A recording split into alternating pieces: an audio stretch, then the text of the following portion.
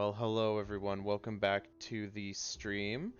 Uh, if you hear the music playing in the background, guess what? We're trying something new. Instead of eerie silence, you get to hear some beautiful sounds. And just want to confirm, make sure that everything is coming through okay, that we're not getting overblown by the music or that the music is overtaking our speaking. Oliver, can we confirm that on your end? Um, Turn what up? Which one? Jess says the background music could be turned up a little bit. It can be turned up a little bit. Okay. So I'm going to turn it up just a little bit more. Is that good right there? Take a little bit to catch up. Kevin also said he can't hear the music. Yeah, it's a little weird because on the equalizer it shows something completely different from what we're actually hearing, so I just want to make sure that... Jess thinks it's good right now. It's good right now? Okay, excellent. Well, welcome back everyone. Thank you for joining us in our Humblewood extravaganza events that we do. Just before we start, a little note that we're going to be doing. So for the Friday games, we're actually going to be switching it during the holiday season to a bi-weekly event. Not bi-weekly, I'm sorry. It's going to happen every other week. So just to kind of help alleviate the holiday stress, because I know most of us are either retail or our jobs get a lot busier during this time. We're going to kind of alleviate some of that extra stress. So starting next week, we will have 1 week off, 1 week going. Other than that, we are going to get right into things. So tonight's going to be a little crazy. We're down to only 3 of you right now, but I think you can handle this exceptionary event. So last we left the group, you had gone to the Birdfolk Council in an attempt to request aid. Oh, before I start, let's do introductions. That would be great. It's been a long day. Sorry, guys. So let's start with Derek. Yep, I'm Derek. I play Esmond, a Mawpock cleric of the Hearth. I have a family here in this end, and we're just about to go deal with some other things. So, hey, Katie, why don't you go next? Hi, I'm Katie. I am playing Chloe Pumpkin Willow. She is a dripping mouse artificer. I don't have any family here. I don't have any family anywhere. Oliver. Hello, I am Oliver. I am playing Hart, the pronghorn servant barbarian, who uses his antlers to disembowel his foes. And I assume we're going to be fighting some of those foes tonight because I believe we ended last session with volunteering everyone else to go fight these bandits. That's my goal right now. End them with as much violence as needed. And that's my introduction. So we'll give it back to Nick. And Nick just sent you a message in the chat if you didn't notice already. Yes, I see tons of cats. Well, in the Discord, in the Discord chat. Oh, okay, in the Discord chat. I'm sorry. But yeah, the Mew is also there in our chat. We now have Mew emotes for anyone subscribing. Yes, absolutely. So basically, it's really cool. We have new emotes of just literally Rozzy's cat as featured in the Monday night games. Pretty awesome, pretty cool. We're planning on probably doing more in the future, but we're still building ourselves up. And I am Nick. I am the DM for tonight.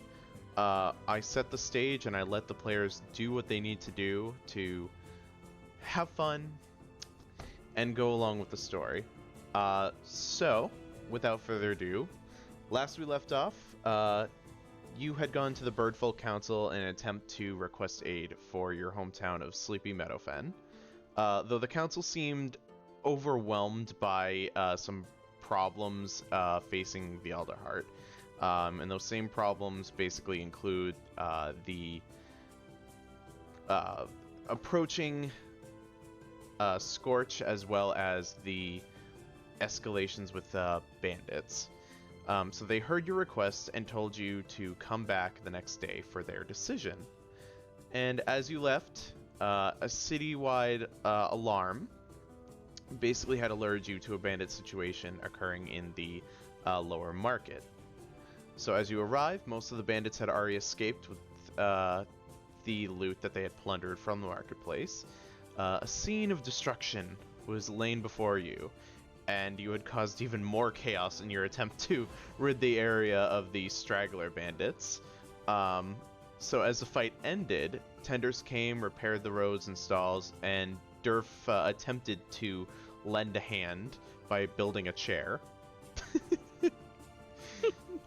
Shortly then, Captain Boldweir, an individual whom you were to seek out, appeared in the area and rallied a small force comprising of common birdfolk, and a few guards and soldiers, and a small yet rowdy owl in a heavy set of plate armor. In the midst of speaking with you, he rests a wing on his hilt of his sheathed sword. I'm glad you have chosen to help us. Of course, you will be rewarded for this, if we succeed, which I have no doubt we will. I'm sure this won't be too much trouble for us. We're all veterans here. Yes, the only ones I truly worry about are the common folk, but they can equip themselves. I believe if we take this tactfully, we should have no problem, but we need more intel before we can take on the bandit hideaway. And then your attention turns to two soldiers coming towards you, dragging a bound and worn-out looking bandit, tossing him at the captain's talons. Here's one we were able to capture. We got some info out of another, but he died quickly of his wounds. This one may be able to provide us with the exact location of the camp.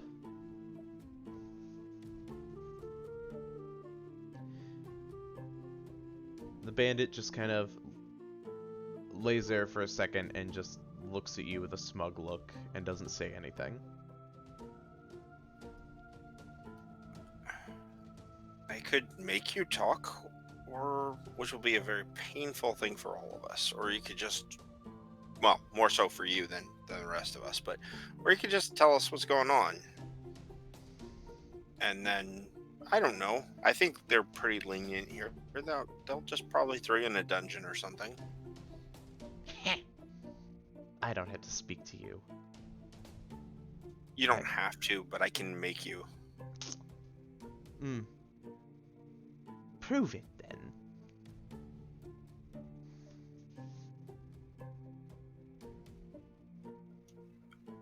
Okay, if you insist. How would you like to make him eat his words? Because I feel like you have something. Yeah, first off, I am going to, roll up my sleeves. Just casually roll up my sleeves. And pull out the holy symbol. Go, okay, so... What's that supposed to do? You really still don't understand, do you? It's just a little trinket. Okay, I think we will... What, are you gonna force feed it to me? We've stolen tons of those. They don't mean anything. They don't even do anything. I will walk up to him, and I will touch him with an inflict wounds. Alrighty. I have no patience for his shit anymore. And I just met the guy, so... Okay, so give me a roll for that. Actually, what does that require? I'm not... Okay, I have to make a melee attack roll against him. Okay. And if I hit him, he takes 3d10 necrotic damage. Now, well, you can have a solution for this. Because if I do kill him, I will then revivify him and bring him back. Okay, I was gonna say, because you get advantage on this because he is bound and cannot move. Okay. Well, I really do. I think I'm going to get it anyway, but let's see what we got. I got to make sure I mark that off and then make the actual attack. Oh god, you worry me. I worry myself when I do this. So don't worry, we're good. Okay, here we go. The attack will be a 17. Oh, with advantage, yeah, 17. Okay, I was gonna say, yeah, you hit. No problem.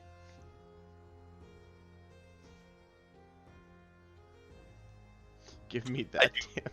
12 points of damage to him. You fucking kill him. Okay, and then Boldweir just looks at you like, we're trying to get the information, not murder them. stop. I know what I'm doing. Okay. Give me just a second. I then put my hands together, and I like grab a symbol, and I go, okay, well, this should work. I've only done this a couple of times, and I will cast Revivify on him. So all I got to do is touch him, and since he's been dead less than literally less than a second. Less than a minute, he comes back with 1 hit point, and I will just like splash some water in his face and smile, big raccoon kind of fangy smile. What the hell? Step 1. There's about 8 more levels of this if we want to keep going. So can you tell us? Okay, fine. You can experience some other things. Please don't do that again, please. Okay. Alright. The camp is 4 miles northeast of here. In the wood. You won't find it though. The woods are thick. We can barely find it ourselves. Oh, I have something for that too. What? For what? Oh, to find it. You won't though. We'll find it. The guard captain looks down upon the bandit without hesitation or skipping a beat. Picks up a talon and then drop kicks it down onto the bandit's head. Yuck! Knocking him out cold. Oh, there you go. I'm actually sorry. I just meant to, I get a little overjuiced on that one. I actually just meant to put a little fear in him. I didn't really realize I was going to open the whole can right now. Well, at least it worked, and we got the information that we needed. Birds, take the scoundrel away to the dungeons. The rest of you, take time if you need to rest. We need to recuperate and go in with full strength. After you do what you need to, just come back and see me. I'll be in the area here, just tending to the commoners and trying to get them ready as well.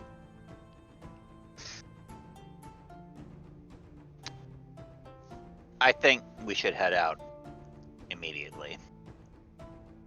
The attack has only just failed. If we can follow their retreating forces back, we'll not give them a chance to prepare for us. Well, it shouldn't be too hard, considering that they left a pretty visible trail of trinkets, odds and ends, and other things that they had stolen. The trail shouldn't be hard to follow, but we should be taking this strategically and attack while the night is fallen. Well, I'm ready to go anytime. My companions can rest if they need to. The sun is almost set. I'd say in the next hour we should head out. I'll be ready. Okay. So in that time, you can choose to do whatever you'd like. If you'd like to take a short rest, go ahead and do it. And in that time, I'd say if there are spells that need to reset with it, I'll give you those back. So consider this a long rest, short rest, kind of. In a way. Okay. Okay. That's Just all because I know you're going from basically a big fight to a bigger fight, so I know that some of you have already kind of exhausted some of that stuff there. I, as DM, will allow that situation. How nice of you. Wow. I know, right? Wow. Would you stop making fun of me? God. I can't help it. It's great. Alrighty. So after you do what you need to, the captain and the small makeshift army of guards, common birdfolk, and a few others set off to find the camp. You keep in mind that it may be difficult to find, but quickly learn that the bandits' perception of their highly intricate and hidden camp may have been an oversight of naivety. The path itself is not very difficult to find, as you and the captain can trace pieces of torn cloth and a couple of stray pieces of copper and silver here and there. Though, as you continue through the path, you notice that it becomes a little bit more enclosed and your surrounding environment darkens the further you walk down. I had a question about hold person. Yeah, sure. Like, in this case, hold person. Like, I'm trying to think, because we're not like people, but it basically hold person still affects the player races, right? Hold person, I would say, affects any. Does hold person in general, like 5e, does that just only kind It of affects the anything with the type of humanoid. Of humanoid, yeah. Of humanoid. So what you're facing mostly is humanoid. The only thing that I would say would not be humanoid are like animals or anything that would be kind of like a slime or something The like slimes, that. yeah. The slimes and the demons and those don't count, but mostly Anything that's like, a playable race. So a lot of most of the NPCs are playable races. So yes, I would count that as a person. I just want to make sure, and it's not that, you know, it's unclear in a sense, but I just didn't know if there's any specifics to Humblewood. Oh yeah, no, there's nothing that in the Humblewood rules that's kind of affect hold person. If anything, there were more additions to spells than there were kind of like edits of them, if that makes sense. Yep. Okay. But you should be good to use that normally. So. If need be. Okay. Yep. Exactly. So basically, you're on the path and you're noticing that it's starting to kind of enclose a little bit. The canopy of trees has gotten a lot thicker. And you do know that the road is starting to narrow a bit. The captain kind of like waves back to the group behind him and says, put out your torches and keep quiet. We need to stay vigilant and not alert them that we are here. Stay close, don't stray from the path. Who knows what these fields or what these fiends could have awaiting for unwanted guests. I always forget, Clove, do you have dark vision? I'm pretty sure I do. And Heart you do though, right? I don't so actually. Well, the only reason I was suggesting, because if need be, I definitely have the weird glowy night vision-y like eyes. So if like you stay in the general area, I can direct you if we can't have light source. Well, how dark is it? Is it like pitch black, or we still have dim light, right? I mean, it's not like... You have dim light, but when you continue down the path, it's starting to turn into pitch black.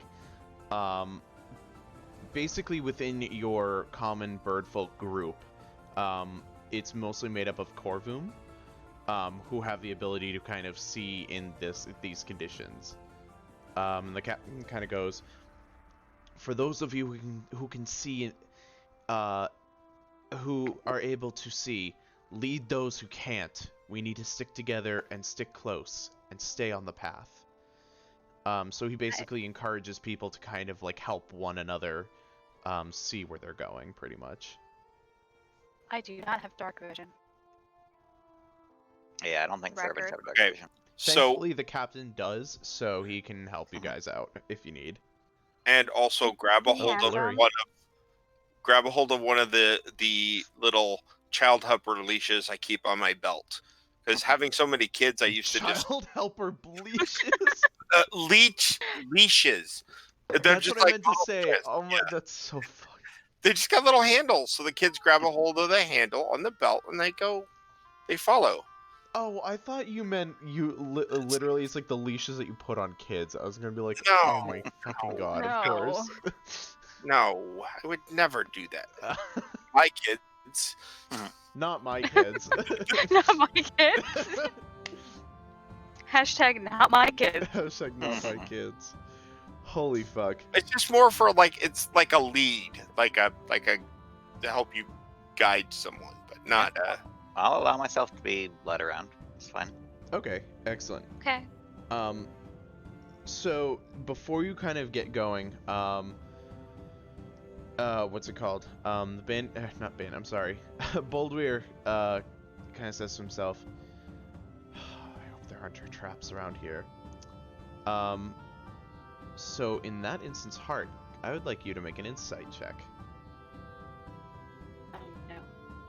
Oh no, just Hart. No. 13. 13. Okay. In this instant, actually no, all of you can make an insight. I don't know why I just said Hart. Sorry. God damn it. I'm sorry. You just did that because I said, oh no. No, I messed up. I'm sorry. Guys, it's been a long week. I've had a 5-day migraine from caffeine, so Katie, that did not look good.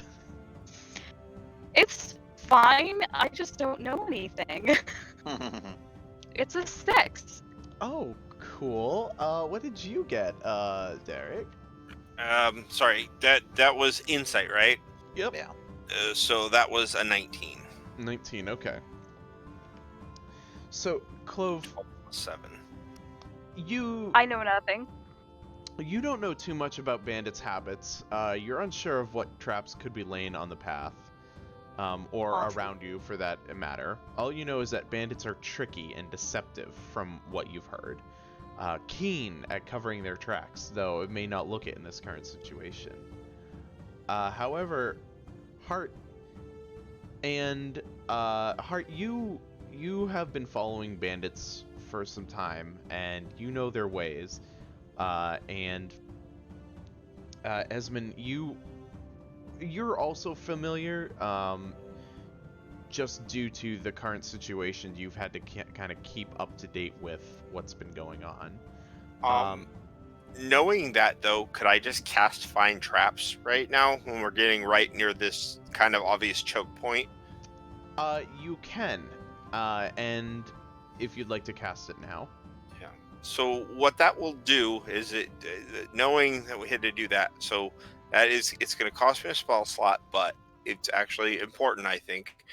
I can sense the presence of any trap within range, the range being 120 feet.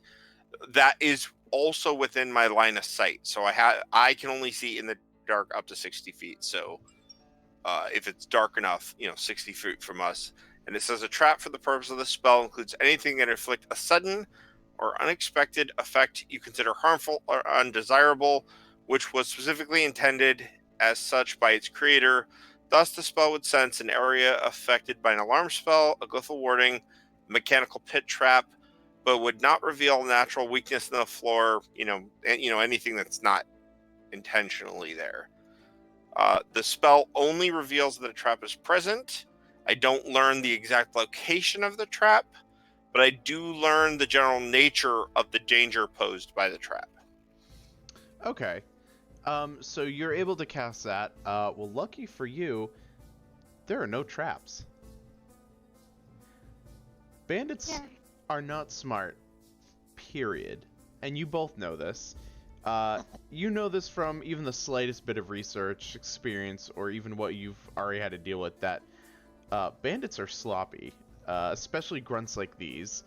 The only bandits worth putting a second thought into are those in the higher ranks.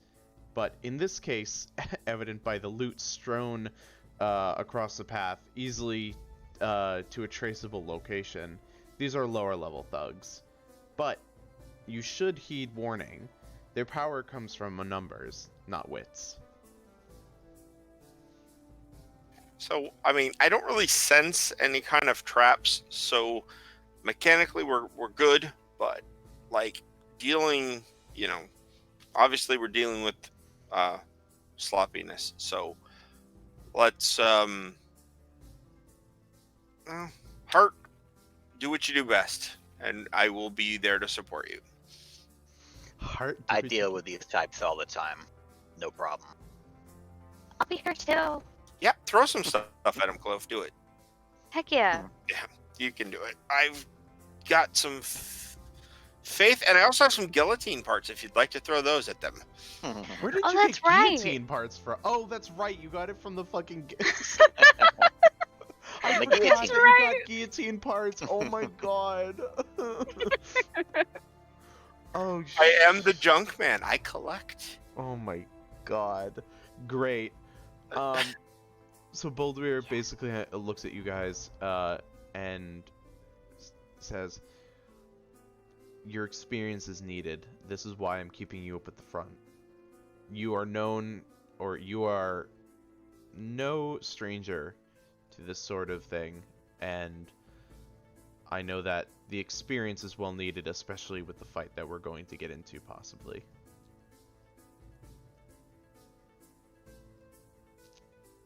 So, after walking for a few, you notice that the foliage becomes less dense. The path widens a little bit, and ahead, you can see some light coming from the distance. You can see logs standing as a wall to the left and right of what you believe is the walled-in camp. The entrance looks to be open, but you don't really see any kind of bandits nearby immediately. You do see wooden beams and stilts to the right wall, suggesting a lookout tower of sorts just behind that wall. But again, you really can't see anything. However, you do hear them, and it sounds like they're celebrating. Perfect. Yep. Of course, from what you've all experienced in the past, in the first encounter, they love to celebrate a victory. So the captain holds out a wing, signaling the group to hold. And he turns and kind of bends down a little bit. This looks to be the place. It's a little bit, on first glance, more fortified than I expected, and although that may have an advantage for them, they seem to be pretty preoccupied with a few other things, it seems. Though we need to be on our toes. So the camp, as far as we can see, is encircled by walls. Is there a gate that's open or closed right now? So it looks to be the front of the camp that you're seeing. You do see two walls to the left and to the right. They do end at some points, which could possibly mean they kind of go down a bit. But the gate itself isn't really, it's like a pseudo gate. It's kind of like logs that are open and not like, it looks like it could be shut, but it would require a lot of manpower in order to do that. Right. So it's open right now. Yes, yep. Well, I'm just gonna shrug and say fortifications aren't worth much if they let us just march right in. That's true, but even though it seems we have the advantage, that tower makes me think otherwise. We should proceed with caution, scope it out before we make any rash decisions on how to attack. Mostly because we don't know if that's the only one they have. So, What if that tower wasn't an issue anymore? What do you mean? Well, I think if we just throw enough structurally at the bottom of the tower, it goes falling. That would alert them. I'd prefer to take them while they're still celebrating. Yeah, okay. Sounds good to me. But I'm not against dropping that tower later after we've had a little bit of fun. So, yeah, sounds good to me. So that's a great idea. Now, the question is, what should we do? In terms of this, we can go in guns a-blazing or try to sneak in. If we want to do any of those approaches, though, I suggest that we scope it out and do a little bit of recon before we make our next move. Well, my tactic is usually to rush in there and kill them before they can kill us. That would usually be mine too. I like your style. However, and he looks back at the group, we have a lot of unexperienced people with us, and I don't want to risk more lives than we need to relinquish this force that could come back at us. How high up is this guard tower? Can you make a roll just because the trees are somewhat in the way? I want to say, give me a perception check. And I assume that the bandits' camp is somewhat lit, but not brightly lit. It's lit with, you can kind of see the like glow of lanterns, but not so much that, like, you know, compare it to being out like in a campground kind of way. So it's dim light. At this point. Yes, yeah. Then that's going to be a 12 perception. Okay.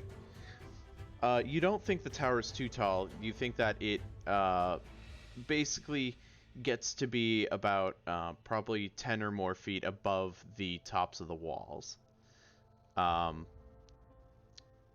Currently, there doesn't seem to be any individuals near it, though you can't really tell with the foliage in the way. I do kinda. I could probably climb. I have a natural climb speed. I can probably climb. I can sneak up. I'm pretty stealthy.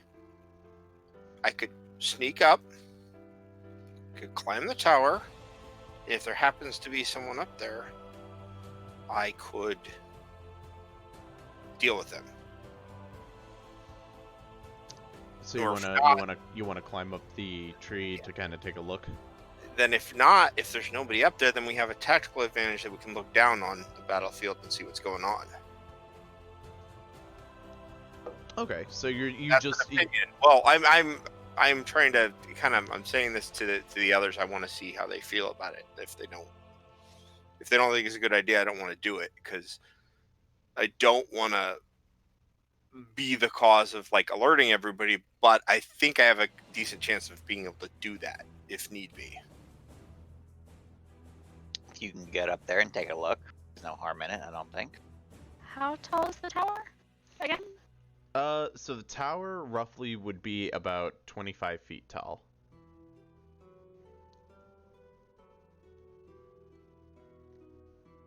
Yes, that would only. I'm sorry. Go ahead. That's okay.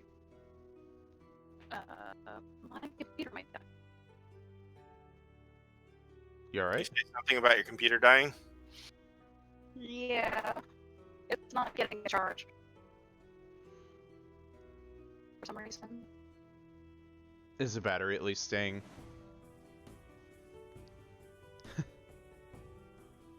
Sometimes I had that happen with older computers where it looks like the battery would go down while it's on the charger and then it would stop at one point and then go back up. It just warned me that it's about to die, so I don't know. We'll keep an eye on it. Okay. If I fade out, I'll just get on my head then. Okay, alright. Alrighty. So, what is the plan that we have right now? So, like, who would like to do what? So I have, you would like to try and scale a tree to try and see if you can get into the tower, right? And in dim light and darkness, I have advantage on my stealth checks because of being a Mopok, and I have a natural climb of 20, so I don't have to technically make a climb check to go up there unless there's like some countermeasures, you know what I mean, like sap or slime or whatever on the tower that would prevent it. So I can try to move up, try to do a stealth, kind of hide as they get up there, just to take a look at what's at the top of the tower. Okay. Alright. So if you'd like to do that, I guess I'm assuming you have to make some rolls. Yeah. Well, the stealth will be, like I said, with an advantage in dim light or darkness. So, Okay. with advantage, we are looking at a 15 stealth. It was either a 13 or a 15. Okay, and that's to kind of get up the tree quietly without someone hearing you. Yes. Yep. Okay. Basically. You do get up to the tree, and once you reach the top, you notice that the tower is actually very misleading. What was seen that you thought it was a 25-foot tower was actually just a middle basin to stop and then be able to walk up the rest. The tower itself is actually a 50-foot tower, and the top is enclosed, and you cannot see into it, though you can tell that people or bird and animal folk are able to look out of it. But you do not see anyone, as the inside looks to be dark from where your vantage point is. Okay. So I'd have to climb another 25 feet and then see if there was a possible opening somewhere. But you're saying there's no visible. I mean, there's From a the place top, where you can see. from the top of the tree, you're not able to see in. Okay.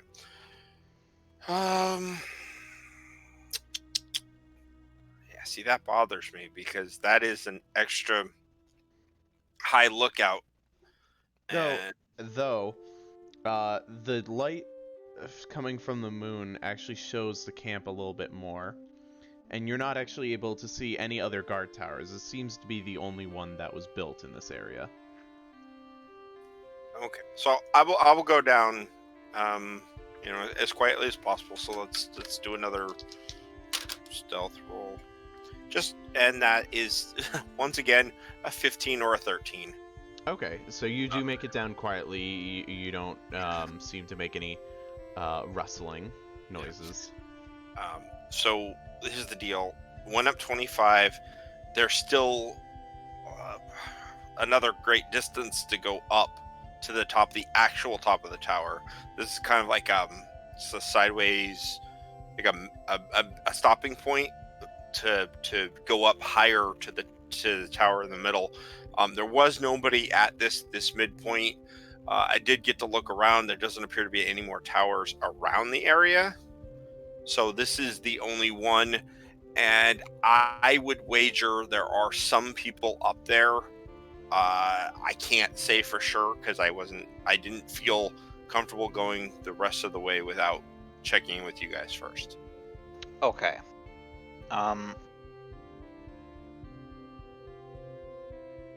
We should see if there are any other exits to this camp. If maybe the guards have scouts that can sort of circle around and see what other entrances or exits there are. Is this the only one? Is it walled off on every other side? Or can they leave from an opposite exit? Are you asking? Sorry, are you asking me? Or are you asking? Well, Esmond? unless Esmond saw enough of the camp from up there to make that determination. Esmond, give me a give me a post perception check. Post perception coming in. That will be a 13. 13 to a 7. 17 is the total. Sorry. Okay, no worries. You do see that it basically looks to be not square-like, but more like rectangular. But you don't see any other. You didn't see any other holes or exits to the camp. It looks as though this is the only way in or out. Okay, so from what I saw up there, like I said, one tower, and this appears to be the only way in or out. I mean, appears like from that vantage point. I couldn't say for sure, but I'm fairly certain that this is the only way in or out. Okay. A lot of the people coming with us are inexperienced. We should keep them out of the fighting as much as possible. If we take this exit surround it with the guards' forces, with the actual trained fighters up front, we can bottle all the bandits in here. If the guards move up, we can sneak in and take the tower. Boldware, There's no other towers, so once that fortification belongs to us, they'll have to come to us. Boldware shakes his head. I do like the sound, though. I don't think it'll be necessary for all of you to take the tower at once. I think maybe a couple of you should focus on the tower, and the rest try to come with us. Before we make any decisions, let me though I'm going to sneak up and check to see if I can see if there's a certain number of people within this camp. And he kind of goes up to the entrance. He looks in, and then he comes back. So I did not see too many in there. And by too many, I mean I saw it looked to be about 35 Mopok dancing and giggling. But there were about 20 others that I couldn't really see, 20 other figures, and I saw, I think it was a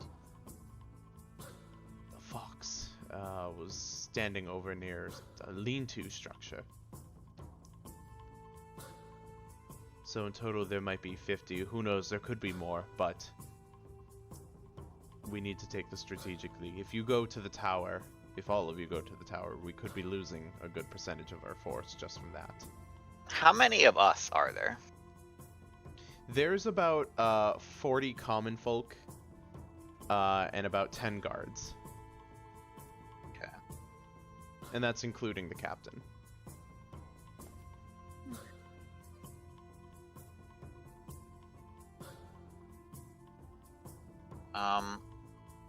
So which of us wants to go up and secure the tower, and who wants to? The attack does not need to begin until they are alerted. If we go up the tower, we can start the fight. Like if there's someone at the top, and if there's not, then we don't even need to worry about it. It would be helpful, I would assume, that whoever can go up the tower, if it's like 50 feet high, whoever's up there has an attack range of more than 50 feet, that would be helpful. Yep. Sorry, go ahead. I would probably be more suited to that, to be honest. So do you want to try to take it alone, or do the two of you want to go up while I stand with the front line? I think me personally, I think Clove and I could definitely do it. The problem would be getting Clove up the first 25 feet, and that's not really much of a problem. We can find a way, but I think once we get up there, I think the two of us could mostly quietly get up there and get into position, and if there is something to deal with, I think we could effectively deal with it without making too much commotion. And then we both will have a means of sniping or means of attacking from a great distance onto the battlefield. My concern would be if people are in need of healing, I will be less able to do that. See, as most of it requires, physical contact. Well, I don't think that Clove should go up there alone. Well, once this tower... Sorry, keep going. Once the tower's secure, Esmond could probably come back down and be of help on the ground, and I could just stay up in the tower. I'm sure once I get up there and everything is fine, I should be able to hold. Yeah. Yep, that sounds good to me. So we can get us up there.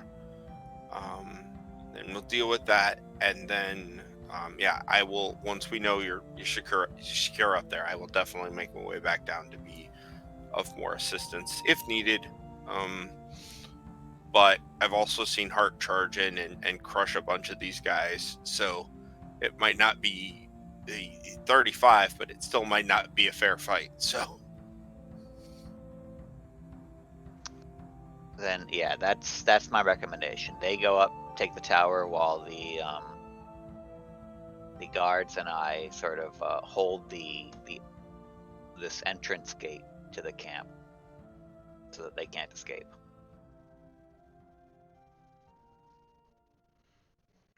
I like this plan. I like this plan a lot.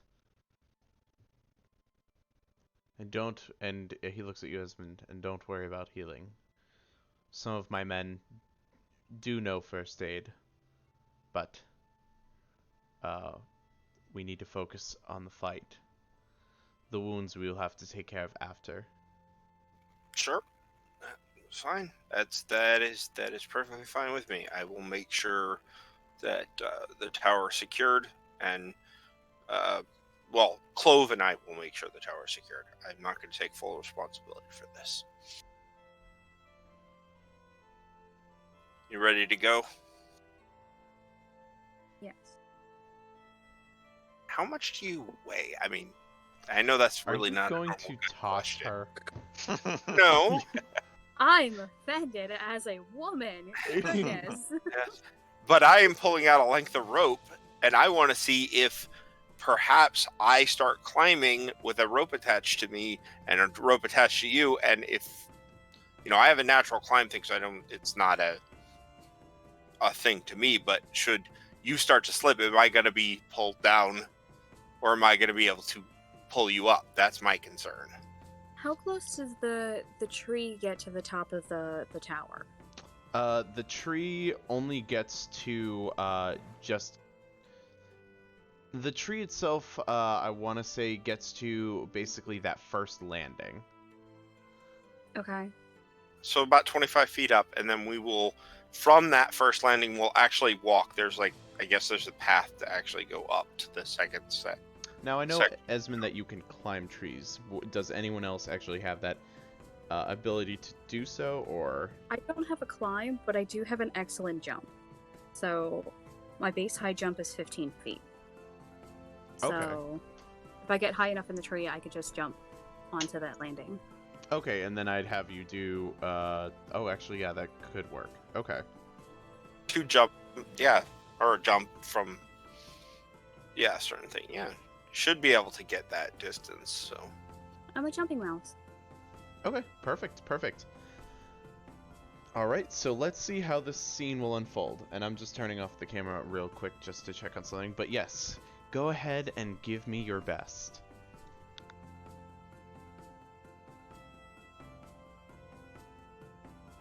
Okay. Let's see. So we'll, trying to do this as quietly as possible. With the stealth this time is only a 12, so. Okay. And your, let's see, your stealth is a 12. So you do manage to get to the top, but in doing so, the tree was a little bit rustlier than usual, but you don't really seem to notice that anyone has kind of taken notice to it. Okay. And then we'll definitely be in a position where I'm sure Clove isn't going to have a problem, but I want to be there in case Clove does, because she's going to make the jumps through there, so. Yeah, so Clove, you're going to be doing the jumps, but in doing so, I'm going to need you to do some stealth checks as well, Okay. just because the jumps may be a little bit noisy. Okay. So what should I be rolling? So you need to do, how many jumps do you need? 25 feet and your jump is about 15? Yeah. Okay. So I'd say 2 jumps. Okay. And yeah. Probably so what I'd see is you jumping onto a tree and then jumping from that tree onto the that landing within the tower. Okay. Yeah, so it's like stealth. Yep.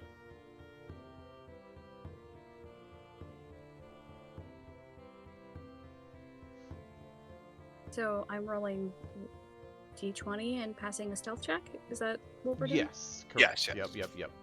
Sorry, that wasn't very clear. Okay. So my stealth has a D on it? What does that mean? Is that disadvantage? It's disadvantaged probably because your armor is too heavy. Yeah. But you have Yeah. a +6, so it's still going to be better than anyone else. Yeah, I was gonna Oh, yeah. say. Better than mine. Okay, so if I rolled a 17 plus 6, or Yeah, roll Yep. a 17 plus 6. That's your first roll, so that'll be a 23. And because you have the D, that you have to roll a second D20 for disadvantage. okay, and that was a 12. Okay. So your disadvantage rolls an 18, which is Yeah. Okay. because you take the lower of the two. You know, it's but you Yeah. have to add the +6. Yeah, obviously you know that, but just So, even though you have disadvantage, you manage to get. Tell Jess to stop sneezing. I'm just kidding. Bless She's you. You jump onto the tree flawlessly, without making any noise. You kind of just slow yourself down and latch on. Now, give me one more stealth check to get yourself onto the landing without making any noise. Okay. Well, on the table, please. Yes, please. Oh, yikes. Okay. So the high one was a 19. I can't math. And then the low was 8. 8 plus 6, correct?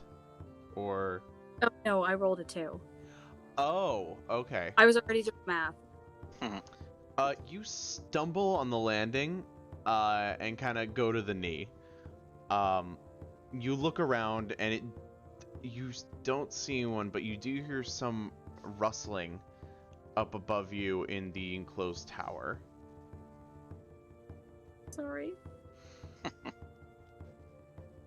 So you're on the landing.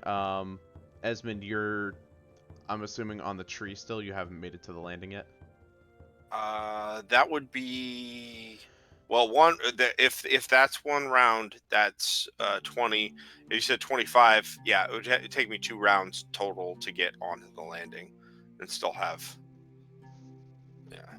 a Okay. little more movement available. But yeah. Yeah, I'm gonna say for right now, you guys are still in free movement. Just because there is nothing has started as of yet. Okay. Yeah. So I mean, I'm moving at a 20 climb, and you know, like I said, my best stealth was the 12 that time. So Okay. you already said that it was a little more creaky than usual. So Yes, yeah. So if you're you're going to be moving over to the platform now, correct? yeah, absolutely. Okay. Yep. So just give me a stealth check for that one as well, if you're going to try and move on to it. Okay. So this time we don't feel bad there, Clove, because this time we have a 2, and that's a 2. You stumble over Clove. Again, you both had a really shaky landing on this. And the rustling up above you goes silent. Poop.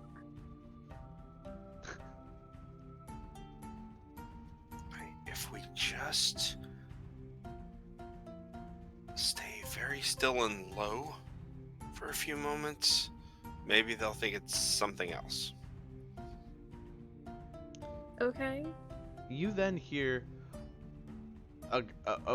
you hear almost weapons fall over, and you're out here. Aha!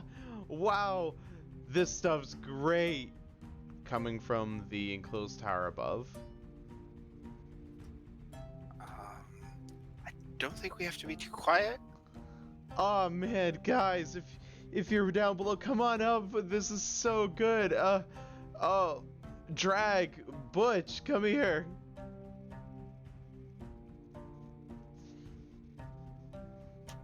Who do you want to be, Drag or Butch? I'll be Butch. Okay, let's go for it. Oh, give me your best Drag and Butch impression. God. Hey, boss, is that you? We're coming upstairs now. There you go. Boss? No, it's me, Drift. Come on, guys, don't play with me like that. Come on, dude. The stuff that we found is so good. Come here, you gotta see this. Okay, here we go. So you guys kind of climb up into the tower, and it's kind of dark in here.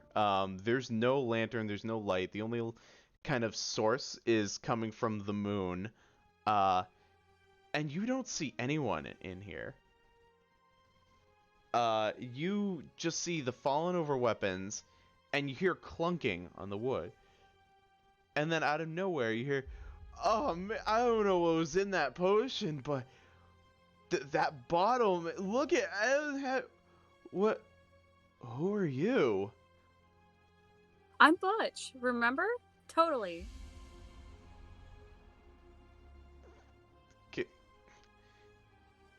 It's funny because you both are actually. We have the Mapak bandits and the Jerbine thieves in this camp.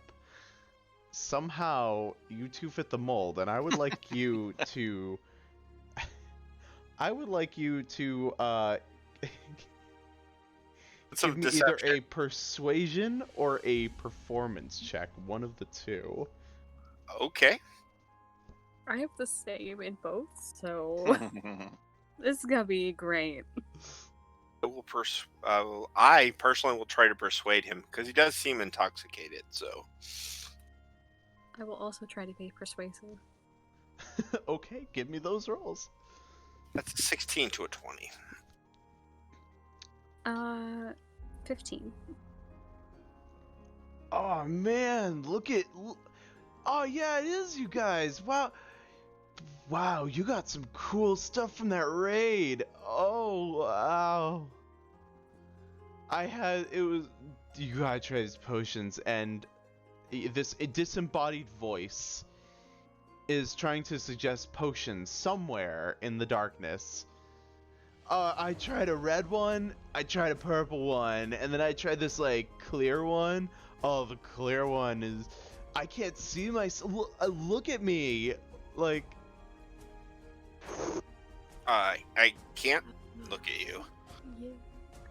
Oh, it's so good. Hold on, I gotta come closer. Wait, and then you hear footsteps stumbling, and then you just hear something go down the steps. And then you hear silence. Did he just eject himself for us? I think so. If you guys want to look down the steps, make a perception check.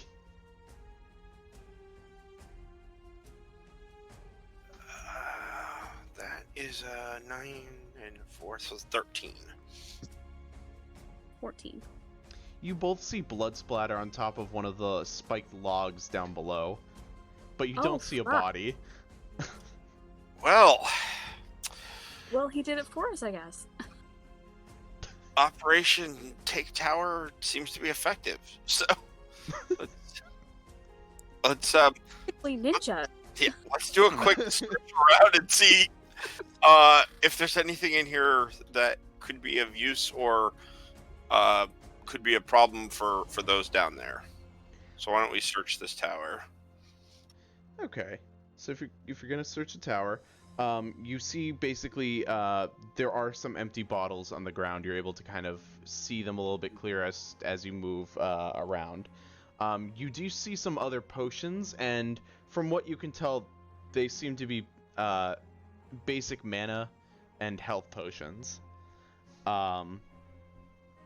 There's nothing here that really screams like you need it. They're just basic weapons, a few crossbows and crossbow bolts, and that seems to be about it. And one unlit torch. There you go, Clove. A whole bunch of crossbow bolts you can catapult at people. Heck yeah. Sorry, my cat just fell into the dresser So- somewhere, so I'll have to get her out in an hour. We'll definitely make sure there's no really other way into this tower, this part of the tower, save like unless you're flying, right? Yeah, the only way to get in would be through that landing. The spaces between the lookout and the railing are too narrow for something to fly into it. And the only way up or down would be basically the stairwell. So Okay. Can the bird people fly? Like actually like fly? Depends on who they are. Okay.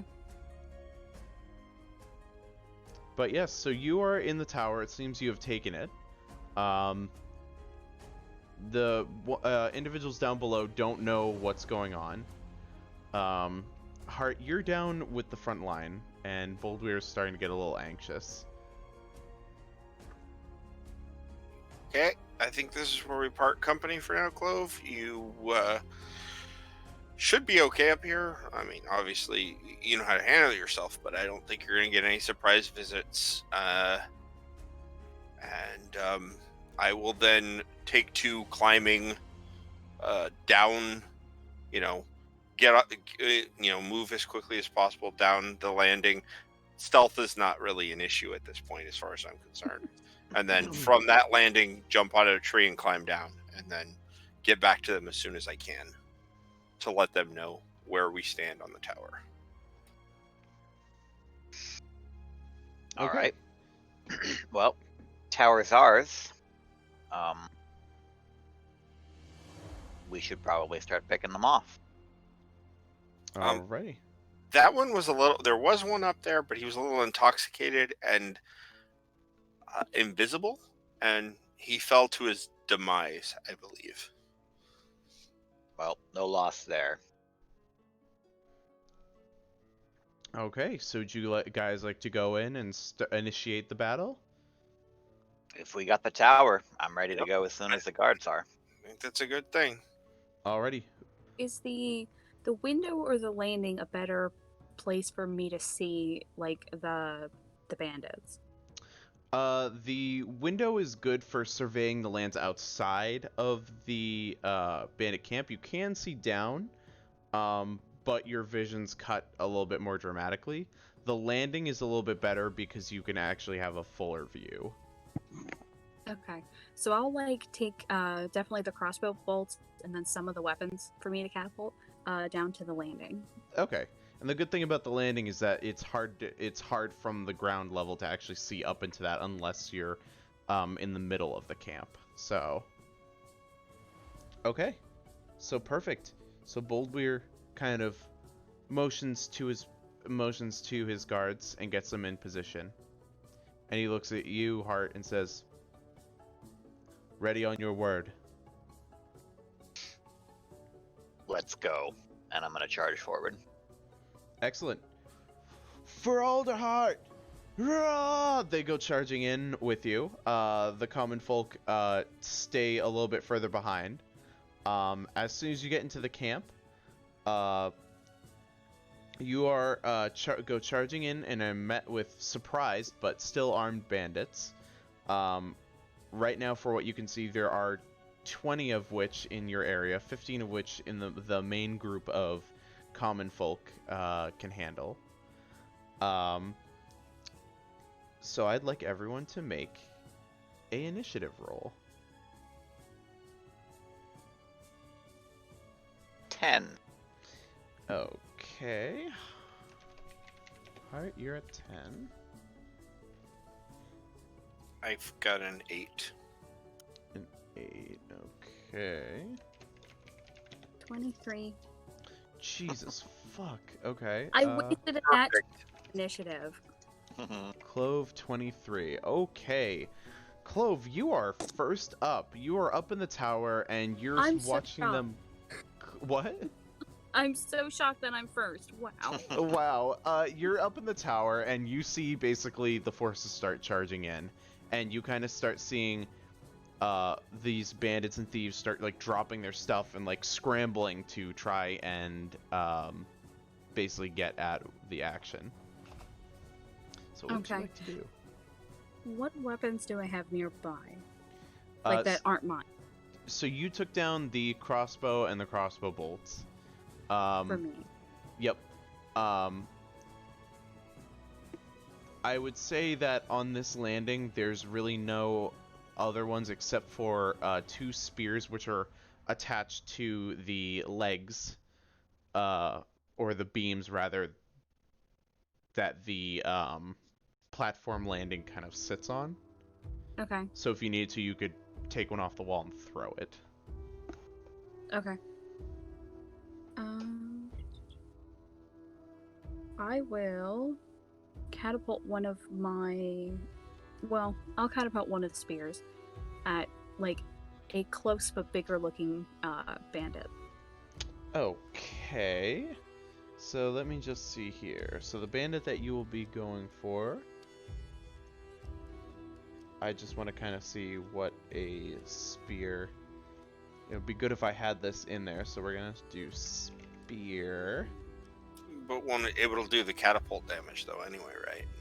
Mm-hmm. Oh, will it? Oh, okay. Then never mind. Okay, perfect. So make that attack roll. And I'd say do it I at think- advantage because you're up above. I think catapult's actually a dex save from Yeah. whoever Ah. he's shooting it at. Okay, so he's gonna do. Then it'll be a dex save with disadvantage because it's gonna be unknown, unbeknownst to the individual below. So the closest bandit that you are going to have is that one right there. Let me see. Dex, you said? Yes. Okay, so we're gonna roll on disadvantage. Alright, does a 9 fail? Yes. Mine. Okay, so he fails. Stop blurring, there we go. Sorry, my camera just is having a mind of its own tonight. So that does 3d8. So 11. 11 damage. Alrighty. So you kind of can see the spear all of a sudden just spike through this bandit's arm. And he kind of falls over for a second, and he's just got this spear going through him. And he's like looking up, looking around, trying to figure out what the hell just happened. Is that it for your turn? Yes. Okay, excellent. So, we're gonna have one of the Jerbine thieves come around, and as the group is charging in, the Jerbine is gonna go for Esmond.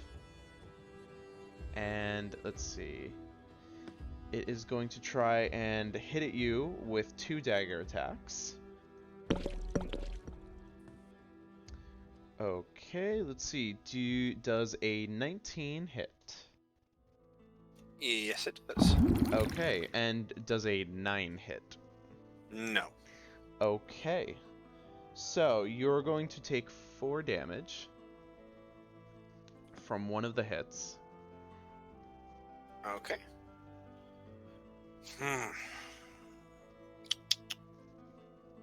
Okay, I got a solution for that.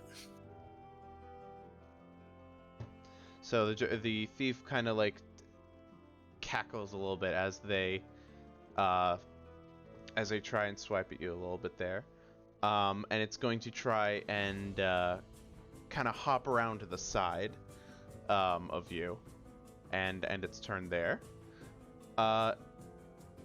Clove. You're looking over the side of the tower, right, or the side of the landing, right? Yes. Okay. So, I would like. What is your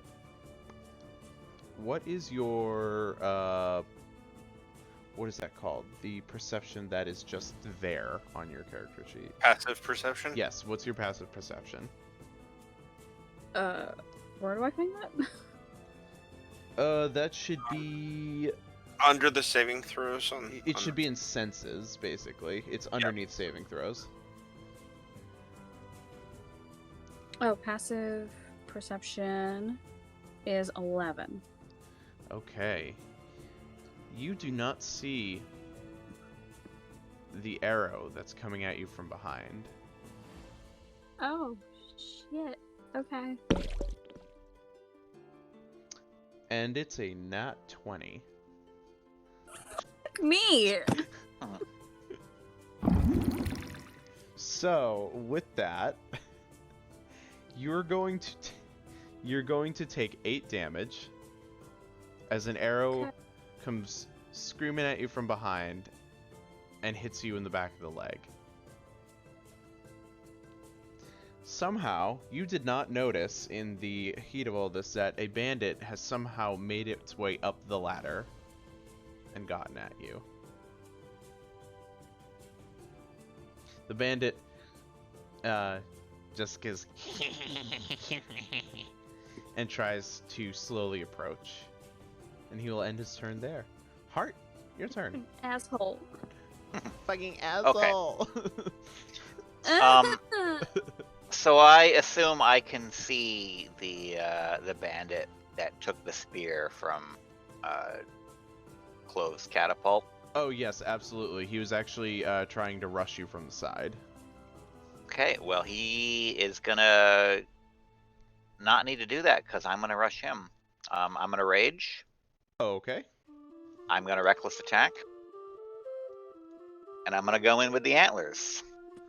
Okay. Which have changed a little bit actually now that Tasha's is out. The damage a little bit less, but now I get a different. I can use my reaction to add a D8 to my armor class when I take a hit. Okay, excellent. So that'll be something we'll worry about later. Anyways, so I'm reckless attacking this guy. Thing that dropped, I'm assuming is what Yeah. you're talking about. Okay. Okay. Yeah. Yeah, that's fine. Because this Path of the Beast is from that. Ah, okay, alright.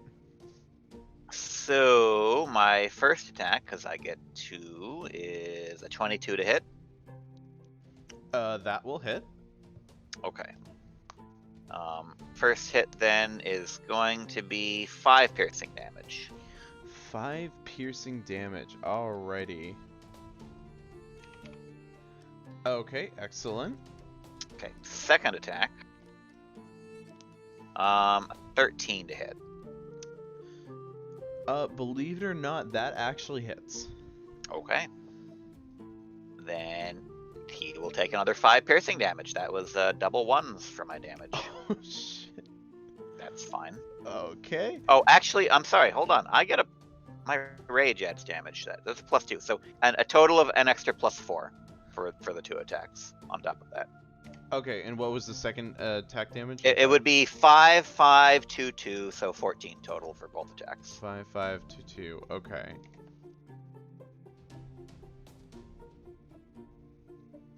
Okay, that's right. Yep. Okay. And then I'm good. So anyone who attacks me will get advantage against me because I reckless attacked. But I can take a reaction to add armor class on one of those hits. So I guess warn me, so I can declare that. Okay. Before you get too excited. Alrighty. I'm gonna have all of them come at you. No. Alright. Excellent. So the bandit that you hit just goes yeah as it gets fucking absolutely shredded. It's still standing though, still with a spear in its arm, not happy. Yep. Alright, so that was you. We're going to have another thief who just saw that come up from one of the bushes around there and come at you, straight at you, Hart. And it's going to try and make 2 hits with its daggers. And let's see. So I have a 9 and a 18. Do either of those hit you? Okay, the 9 misses. The 18, 50-50 that I can beat it. Okay, I'm gonna use the new thing. Okay. So I use my reaction to swipe my natural weapon at the attacker, roll a d8, and add it to my armor class. So basically, as he comes at me, I'm gonna lower the antlers. And that is going to increase my armor class by 7, so he's going to miss. Okay. He tries to hit, but instead it bounces off the antlers. Your antlers are just of steel and beauty and cannot be messed with. All right. We're gonna have the bandit who has just been fucked up completely, try and pull the spear out, and he does so slowly and painfully. And then he's going to try and throw it at you. Or, I'm not throw it, but use it to try and stab you. So as he's, I assume by you mean me. Yes, yep. As he's pulling this spear out of him, and then like the moment before he comes at me, I'm just gonna raise one eyebrow and be like, "You gonna try and hit me with that?" Roll an intimidation check for me, please. Oh shit. You can do that with advantage because you just did some badass shit. That's a 21. That's a 21. Okay. He drops the spear and runs.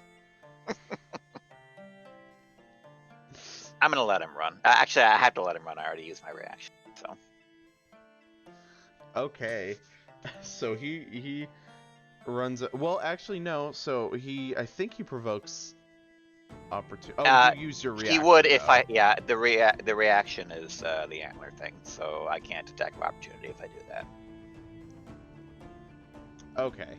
All right, that's fair. So that bandit is long gone. All right, Esmond, you are up. Okay, we're not messing around. I'm going to that Gerbine that just stabbed me. I am just going to turn around and and watch a little bit of energy crackle on my hand, and I'm going to attempt to touch him with an inflict wounds. Okay. And that is an attack that I have to make. So does a 16 hit? 16 does hit. Okay. So then he will take... so make sure I grab 3 of them really quickly so I don't have to roll the same one. Okay. That's 10, 15... He'll take 25 points of necrotic damage. Fuck. Okay. He just goes on the ground. The thief just goes on the ground and lets out a squeal, and it just kind of like begrudgingly gets back up. You poke me with a knife. I inflict you with a horrible curse that will never go away. That's how we're going to play this game, okay? So you can surrender, or you can die. I'd rather die than surrender to you. I can help with that. Fun. All right, Esmond, is that it for you? Yeah, that's what I can do for right now. Yeah, the other spell, I have an idea, but no, it's not close enough range. I can't do that just yet. Okay, yeah, I can't do anything else for this turn, except move. But I guess I'll move a little more towards where Hart is, so we're closer. I mean, I don't want to get right around him because I think it's kind of like getting really close to a blender. It's Oh my God. you don't want to put your hand in the blades. I need to get close because I want the smoothie, but I don't want my hand Oh, okay. Oh, all right. I too stick my hands in the blender to get the smoothie out. I don't take the thing off and pour it into a cup. So, I feel that. All right. So, up next, you move a little closer. Up next, a third bandit tries to rush at you, Esmond. And it's going to do a it's going to try and do, let's see. It's going to try and hit you with a club. Now, does a 18 hit? Me? Yes. Yes, yeah. Okay. Yep. Sorry. No, that's okay. No, Alright. I spaced out for a second. I knew you were having an attack, and I knew. No, that's okay. Alright, so the bandit comes around and bashes you in the hip with a club, and you're gonna take 4 bludgeoning damage from that. Okay. Alright, and from that we have Clove, top of the order. So you are faced with a you thought you were alone up here, and it looks like a bandit has made its way up top with you.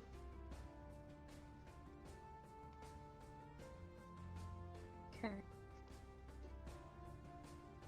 I am going to ray of sickness at him. Okay, excellent. And that's something that I'm assuming you roll? Question mark. Sorry, I'm bad at I'm not a bad DM. I just need to know what these spells do because I'm stupid. Constitution save of 14. Constitution save. You I roll? still get to roll though. Do I? Yeah, because that's Oh, yeah. for the poison.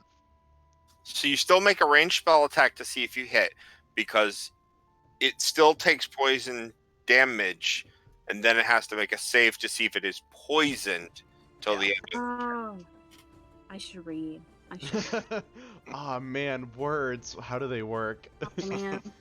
No math, no reading. Just... Sometimes, like, you're not even gonna have a ray of sickness. Like, Ray of sickness. Okay, you win. Battle over. Yeah. Like, you said no math. No math earlier. What kind of sickness do you give him? Like chicken pox or measles? Swine flu. Swine flu. Yeah, there you go. Well, since it's Humblewood, shouldn't it be bird flu? Oh my god, the avian flu. Oh my god, rabies. Well, I'm a mouse, so shouldn't it be the plague? Yeah, there we go. That's fair. You give him the plague. Now, give me that roll. Okay, And so, did you say, sorry, were you doing this at first or second level? Because you can choose. first level. I rolled a 14. It hits. Okay. So then I And- do the 2d8. 2d8. Yep. Okay.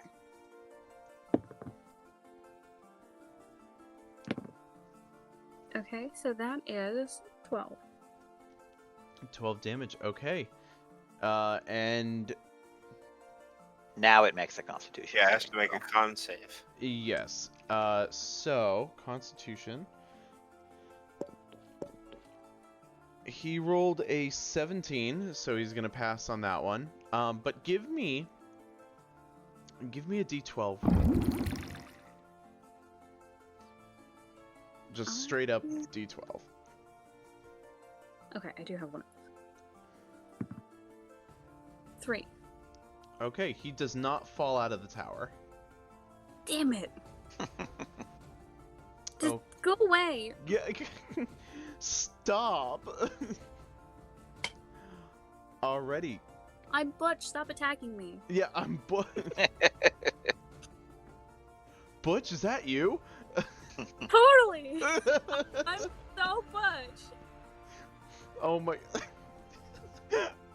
I mean, you're in plate armor, so it's kind of hard to tell, and it's nighttime, so like, I think I don't actually know. Alrighty. So I don't know if it's nighttime. no, I don't know if she's in plate armor. So. I'm in padded armor. Okay, never mind. I thought you were in plate armor. Alright, so if that's your turn, it's gonna go down to the one of the thieves attacking Esmond, the one that you just messed up. It is angry, and it's gonna go for your knees, and it's gonna try to do the double daggers. You leave my knees alone. No. My sister would be very upset if you touched her. Okay. So one of them is going to hit, one of them is going to miss. Sorry, excuse me. You're going to take from this hit about 4 damage to the knee. Adventuring career's over. Bye. Yep. And they're basically going to hit you in a way that they now are behind you. And that is it. The tower bandit looks at you and is like, wait a minute, you're not Butch? And goes again to fire another arrow at you. And it is going to try and roll and see. Wow, fuck, these things have good hits. That's going to be a 19. No, not 19 damage, I mean 19 to hit. That still hits me. Oh, So okay. Alright. Sorry. You're going to take 5 damage from that. Okay. Alright. And we're gonna go to Heart now. Okay.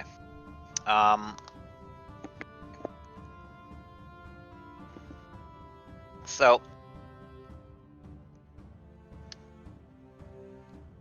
One second. Checking. Okay. It's a little bit far away. I'm going to, since Esmond was moving closer to me,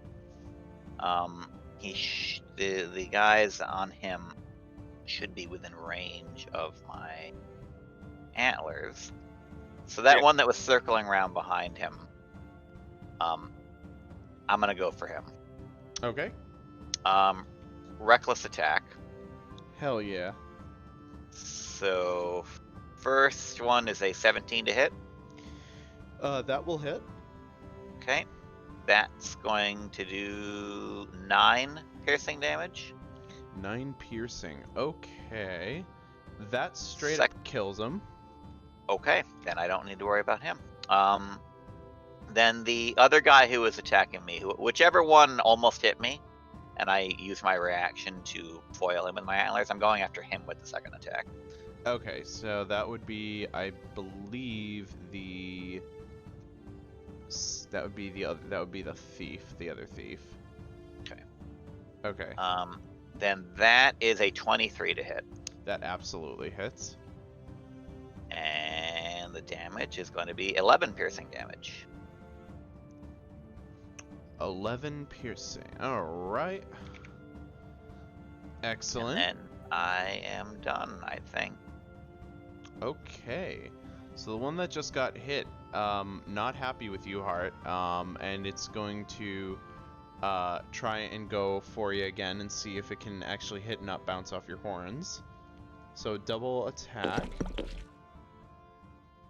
Alright, And he gets advantage on me, remember. Oh, so hold on. Because I'm recklessly attacking. Cool. So I'm glad I did that because I rolled snake eyes. Okay. I'm not joking. 2 1s, and then I got a 15 and a 12 for him. So Okay. that would be about a 19 and a 16 on die. I think I can beat the 16, so I'm going to add a d8 to the 16.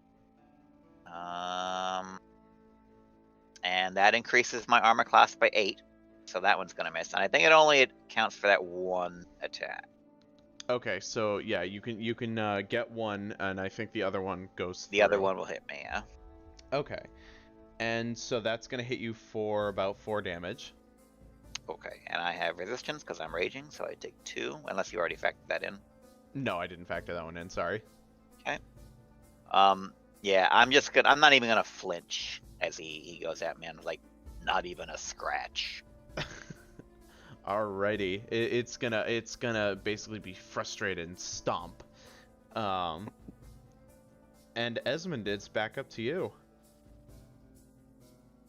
Okay, well, I'm gonna be a little more conventional now, and just the guy that's right, the thief that's right closest to me is still up, right? The one I've kind of hit a couple times, and So the one that you've hit a couple of times, I believe is the one that you've hit a couple of times. I want to say is the one that was attacking you, right? The one that went for your ankles.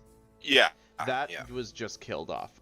You do have a bandit on you, and there's a thief currently with heart. So those are the 2 ones on the ground. So we're gonna do two things, and I need to make sure I can do this, and I believe I can. Just gonna double check because I believe spiritual weapon is a bonus action spell. Yeah, 1 bonus action to cast it. So I think when I summon that, it will attack, and then I should be able to do a normal attack as well, right? With the attack action. Yes. Yeah. I think so. Yep. Okay, so I will summon the spiritual weapon. So it's right next to me, close enough to attack it, and then I think, okay, I want to make sure that when you summon it, when you cast a spell, it gets a... It does attack immediately. It does get its attack immediately. Okay. So, the spiritual weapons attack is a 15 to hit. Okay, that will hit. So the spiritual weapon, this nice little glowing mace that pops up, does 7 points of damage, and then I make my follow-up attack with my own mace. Well, that may not hit, but let me see. That would be a 16 to hit, That hits. Yep. and that will do 7 points. 7 points of damage. Okay, excellent. Alrighty, he's hurt, but he's still standing. And he's going to go, and he's going to try and club you. And he will roll for that. Okay, does a 15 hit? Yes, it does. Okay, so he is going to do for that one. Oops, canceled the rollout. Alright, and that's going to be 7 damage. 7, got that. Yep, and I apologize to those watching the stream. Yes, the dice are loud. I don't know why D&D Beyond has such loud dice, but they do. And that's going to be it for him. Clove, it is your turn. So how is the guy who's attacking me doing? He's still pretty healthy. Damn. But every time you hit him, you have a chance to knock him out of the tower. Okay.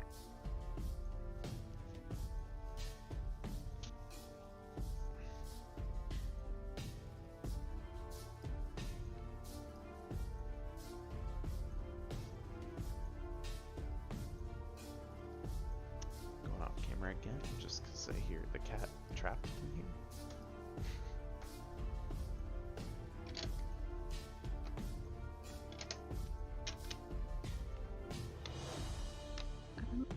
Oh,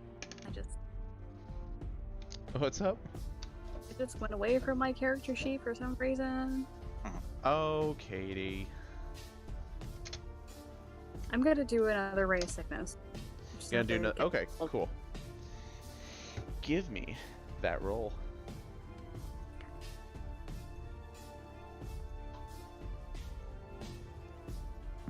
Oh, fuck. 2. You said you rolled a 2? A 2. That unfortunately misses. You have inspiration. What? No. Do you have inspiration? Yeah, I did I do give have you guys inspiration, or? Yeah, I still have it. Some I of haven't us used did. mine. I used mine. I know that, but Can I use my inspiration? Yes, you absolutely can. Okay, cool. Thank you, Derek. yes, that was an Esmond's friendly reminder. 17. A whole lot better. Oh, yes, that absolutely hits. Okay. Oh, it's 2d8. 2d8. He saves his con check because it's a 14, right? Yeah. Okay, so he saves that. So he'll just take the normal 2d8 damage, whatever that was. That's 12. 12? Okay. And roll me... Actually, I'm gonna roll it this time, just because... Because what? Because I should have been doing that to begin with. 3. He does not fall out of the tower. You rolled exactly the same as I did. Okay, I know. He's hurting. He's hurting now. You He's freaking better be. Yeah. Alrighty. The bandit is going to respond by throwing his bow down and coming at you with a short sword. He's pissed. Why? Cause you're hurting him. What? Are you Well, he's hurting me. Okay. Well, all right. Does a what is the plus on that? Does a 17 hit? Yeah. Okay. Let's see what damage you get. You get 6 damage. Okay. What do you want from me? Like, Stop hurting me. I can't help you. I'm the DM. I play the NPCs. No, you're just being mean. Oh my god. All right. You heard it here, folks. I'm being mean the same way that Nightbot in our chat is being mean. Everybody's bullying me today. Not everybody. Sorry. That's Too many alright. people are bullying me. Listen, Nightbot needs to be bullied back, so everyone bully Nightbot in the chat. I Don't get heard banned. it now. Yeah, don't get banned, but do bully him. I will bully him because I'm a admin. Heart, it is your Really, I turn. ain't shit. Yeah. Who is Nightbot? What? Who is Nightbot is just an automated thing that apparently Oh. deletes your chats if you start spamming emojis, which that apparently happened after the second chat. So what you're saying is piss off a robot. That's a great thing to do, Nick. It was literally my first message of the night, and it was like, nope, spam. Yeah. Can I see this this bandit having climbed up on Clove, or is that too far away from where all You're the action is taking place? where you're currently standing, you're not going to be able to see from up there. Okay. Then I will attack back this guy who just managed to do 2 damage to me. Reckless attack. Oh, okay. So first 2-hit roll is going to be a 25. That will hit. Damage is going to be 13. Okay, cool. Second attack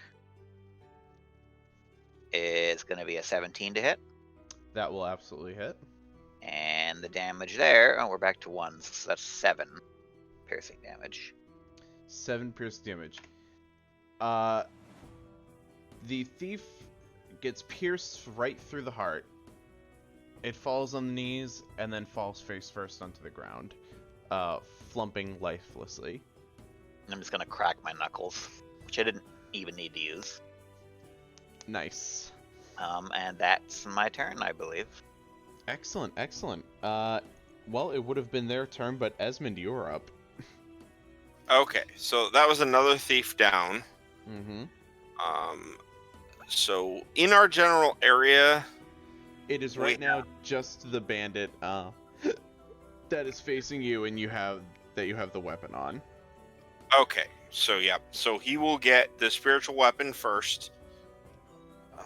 Well, the attempted attack, and that will only be 16 to hit. That will still hit.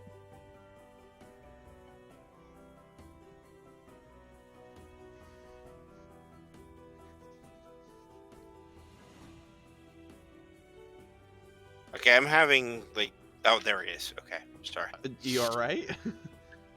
Yeah, I'm good. 11 points of damage from the spiritual weapon, Okay. and then I will follow up with my own attack, and that will be that'll only be 13 to hit. No, sorry, that'll only be a 10 to hit, so that probably misses. Yes, a 10 will miss on that one, unfortunately. Yeah. Okay. So that's what I got to do for this, and pretty much what I do now is I can't really go too far without provoking anything or so I'll just have that spiritual weapon like right next to me, and we'll just deal with whatever happens next. Okay. It's going to basically the bandit's turn is going to get a little angry with you and racially slash out at you with its club, and it's gonna try and make a double attack to hit you. Oof, big oof. These will not hit you. A 3 No, not this time. and a 9. No. In its rage, in its arrogance, it missed you. And it's basically you can kind of compare it to a rabid raccoon trying to kind of get you like. Nyeh. And that's pretty much it. Clove, top of the order. So, this, is it a bandit or is it a thief that's attacking me? You have a bandit attacking you. Okay. So how close is he to me? At this point, he should be about 5 feet away from you.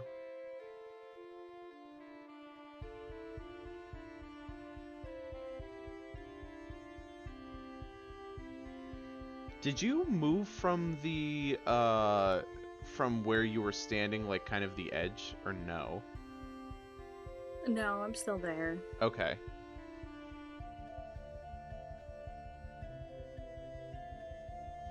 Is he close enough that I could shocking grasp? Yes. Yep.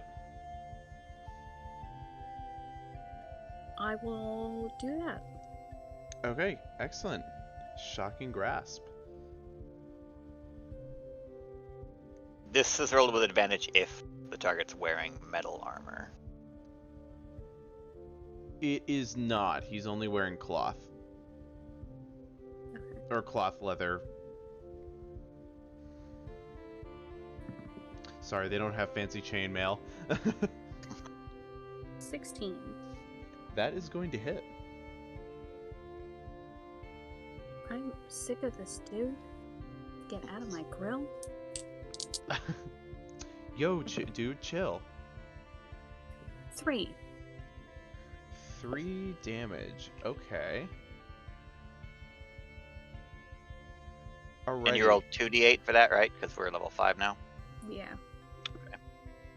Alrighty. So he takes 3 damage. He kind of laughs because it feels funny, but he also cries because it hurts a little bit. Alright. If that's your turn there? Yeah. Alright, the bandit is going to try and rush you. Or not rush you, but kind of shove you off the tower. Yay! I would like you to make a dexterity saving roll. Yay. Yeah.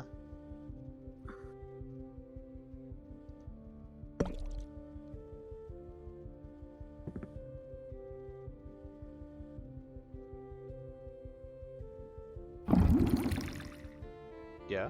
What? The silence is killing me. And A 10. You incredibly beat his because he crit failed. He tries to shove you off. Instead, you move out of the way just in time for him to run right off the side. finally some freaking mercy.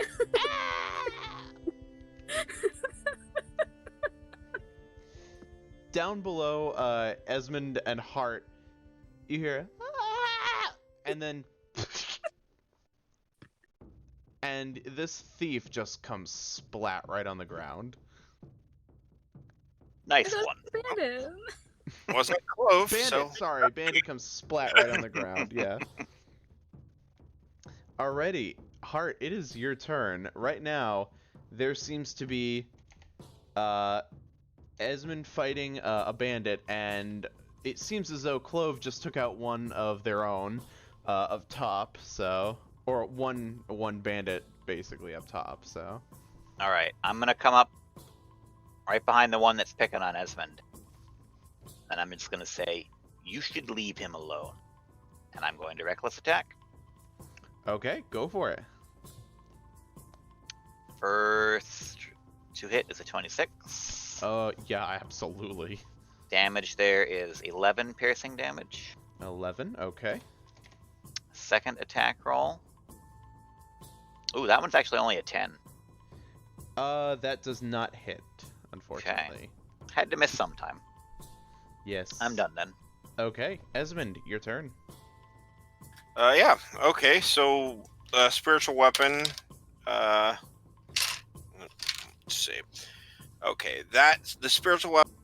I believe. Sorry, I should know this. I've done it enough times already. Yeah. Okay, so the spiritual weapons attack would be a 14. Okay, that will hit.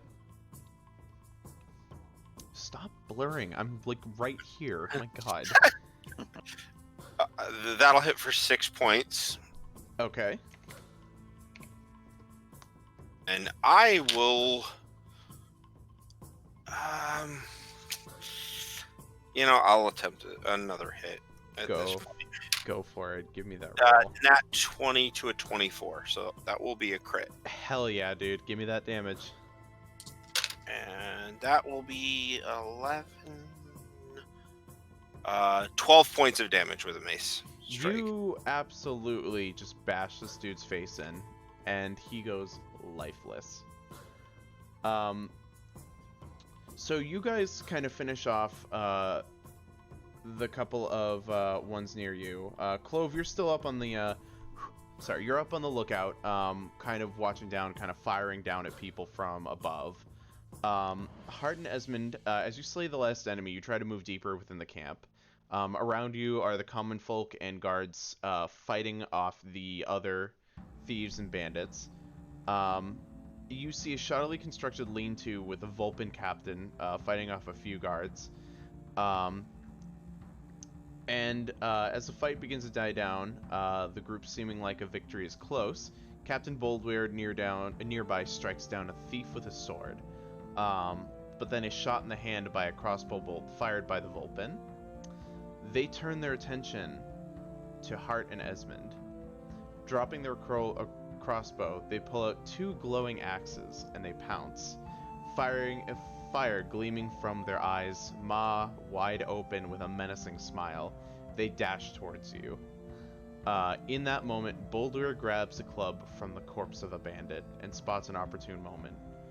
The Vulpin, rushing towards you, positions her arms out and leans lower, letting out a wild cackle. Crack!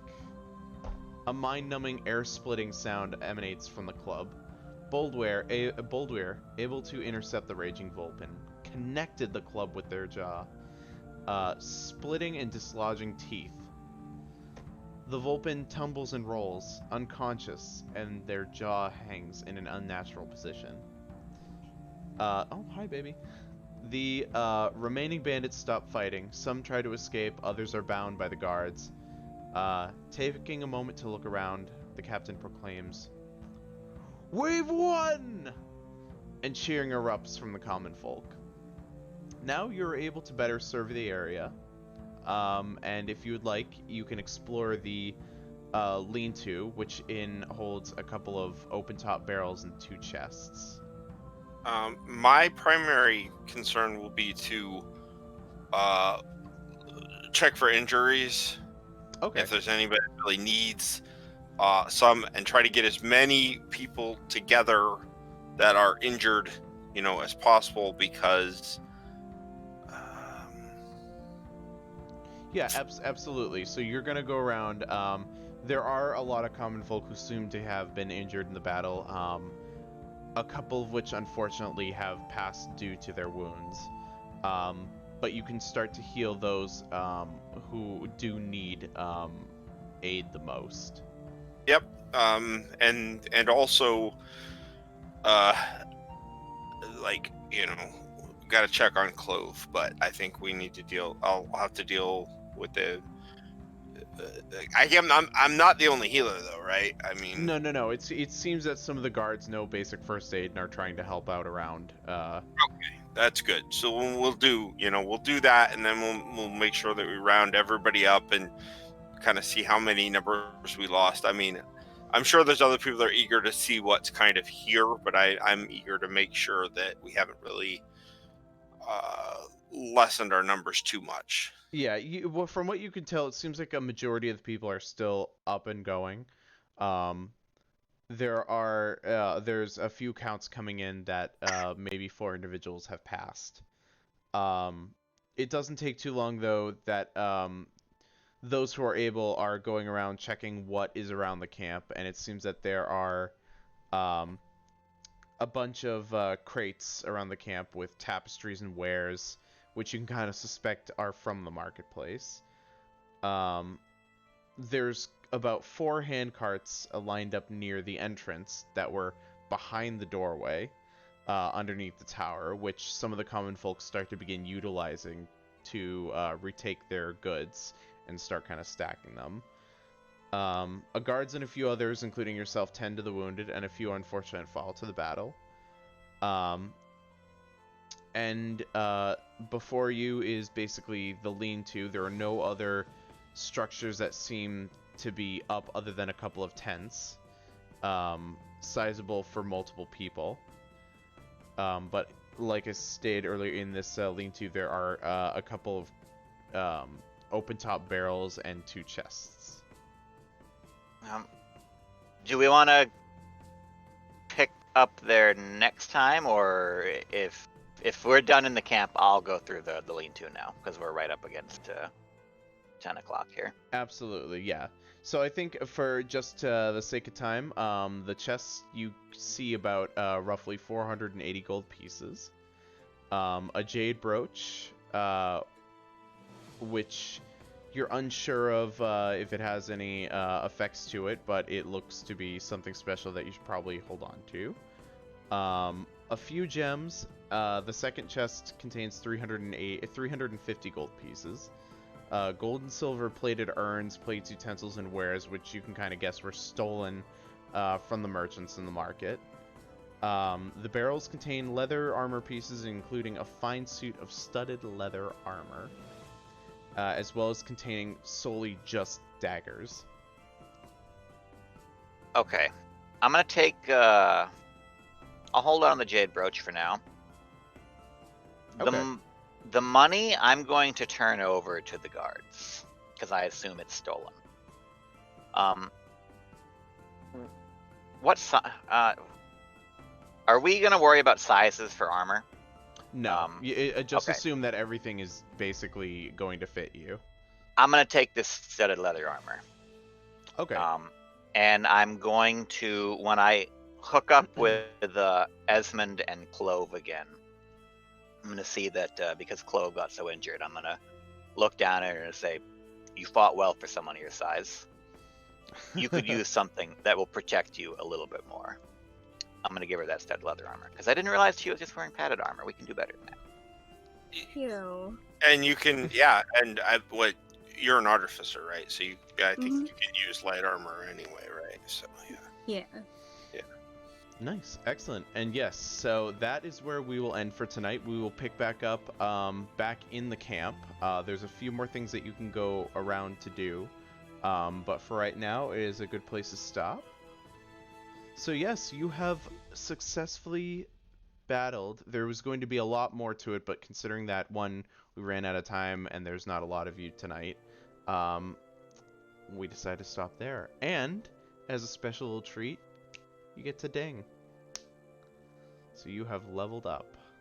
Oh, okay. I thought we were gonna get the ding for a second. Oh, okay, cool. But yes, tonight's session was very fun. We will be picking this back up in 2 weeks from now, or yeah, 2 weeks from now. Next week will be Thanksgiving week, and as we know, holidays are going to be a little bit weird this year. But the most important thing is to stay safe, and if that means not seeing your family in person, then do it. Just do it. It's not gonna hurt to do that. I know it's painful, but you gotta make sacrifices. Other than that, we have our games on Monday for the Waterdeep session, and coming soon, shortly, we will be having our Sunday games. I don't remember if Kevin actually revealed anything yet to the public, but it will be a great surprise. Other than that, I am Nick. You can find me at BlueAura94YT on Twitter and also the Carpe Nerdus account. We have a lot of cool stuff that we have added, and we're going to continue adding.